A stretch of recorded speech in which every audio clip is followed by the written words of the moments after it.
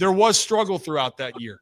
Yeah. Offensively, there was struggle. You guys were trying to find your way. And the reason why I bring this up, kind of similarly right now, like this Ravens team currently has talent, but they're trying to find their way.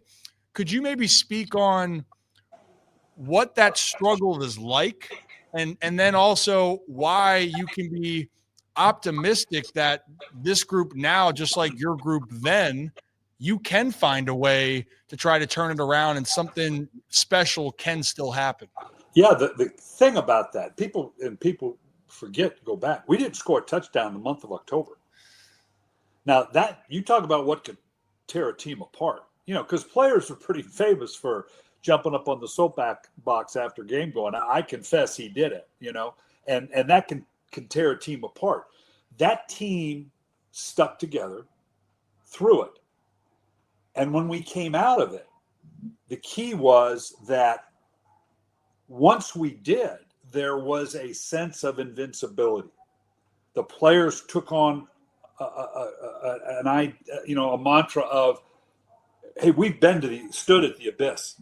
We've been, as bad as it can be, and we still hung together. So there's nothing you can do to us by way of an opponent that's going to tear us apart and that we're not going to fight through.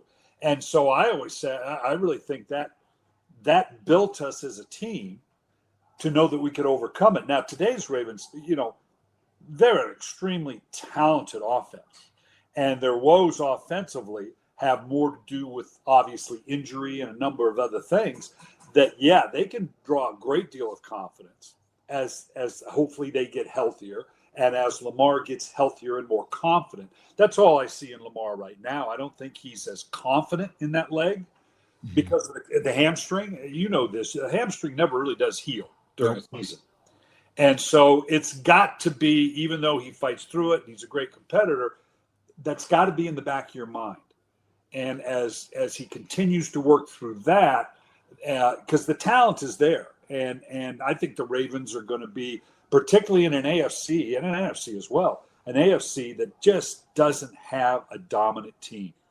If this were a year where you had the Kansas Cities or Buffaloes of the past, you might look at it and go, oh boy, this is going to be a tough sled, because even if we can kind of gather it back, but it's going to be wide open. If they can just find their way to get to the playoffs, the pedigree will kick in and they will be as dangerous as anybody in the AFC. I'm glad you mentioned that, because we had Jim Nantz on last night.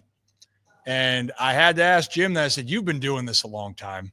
You've seen probably every which way. Nothing necessarily surprises you. But I said, could you compare this year in the AFC to previous years?